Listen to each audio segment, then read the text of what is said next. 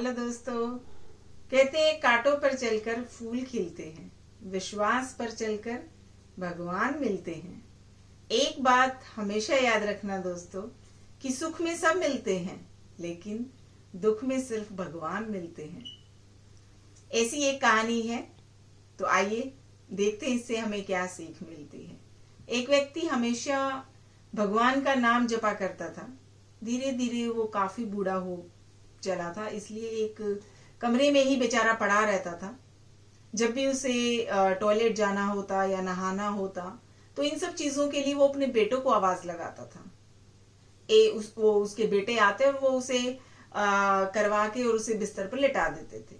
धीरे धीरे कुछ समय बीतता गया, बेटों को आवाज लगाता तो बेटे उसका जवाब भी नहीं देते, और कभी कभी तो बेचारा हजारों बार भी आवाज लगाता तो कोई भी उसको संभालने नहीं आता था।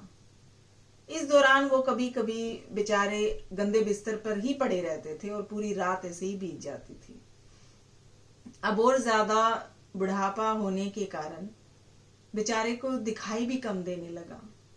एक दिन रात को जब उसने आवाज लगाई कि मुझे टॉयलेट जाना है, मुझे ले चलो, तो तुरंत एक लड़का आता है और बड़े ही सॉफ्ट हाथों से उसे टॉयलेट करवाकर बिस्तर पर लिटा जाता है। और अब ये रोज का नियम हो गया।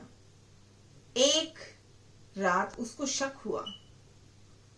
उसने अपने बेटों को रात में कई बार आवाज लगाने पर भी वो नहीं आते थे, लेकिन ये तो एक आवाज लगाते ही दूसरे ही क्षण आ जाता है और बड़े ही सॉफ्ट हाथों से मुझे टॉयलेट करवाकर बड़े प्यार से बिस्तर पर लेटा जाता है। एक रात उसने उस व्यक्ति का हाथ पकड़ लिया और पूछता है कि सच बता, तू कौन है? मेरे बेटे तो ऐसे नहीं हैं। तो अंधेरे कमरे में एक जो अलौकिक उजाला हुआ और लड़के रूपी ईश्वर ने अपना वास्तविक रूप दिखाया। वो व्यक्ति रोते हुए कहता है, हे ईश्वर, आप स्वयं मेरे ये सब काम कर रहे थे।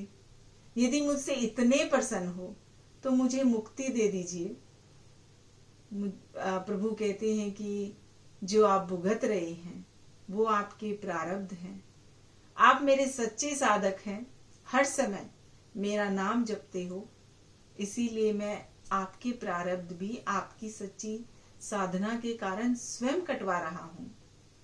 व्यक्ति कहता है कि क्या मेरे प्रारब्ध आपकी कृपा से भी बड़े हैं?